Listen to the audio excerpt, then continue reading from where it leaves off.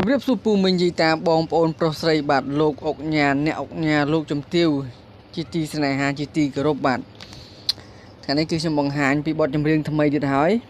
នេះគឺជាបទដែលខ្ញុំនិពន្ធក្នុងមួយថ្ងៃខ្ញុំនិពន្ធបាន3 4បទពេលពីការងារមកពីជាការវិញបាទបើសិនជាអ្នកអុកញ៉ាលោកជំទាវឬក៏តារាចម្រៀង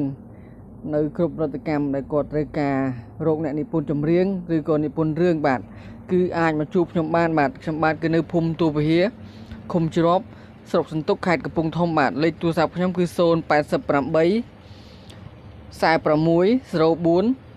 486បាទនេះគឺជាបទចម្រៀងដែលខ្ញុំនិពន្ធគឺបានច្រើនដែរហើយចូល40បទជាងហើយបាទចឹងបើសិនជាអ្នកអុកញ៉ាលោកជំទាវដែលគាត់ស្រឡាញ់និស័យចម្រៀងសូមជួយទិញបទខ្ញុំផងបាទ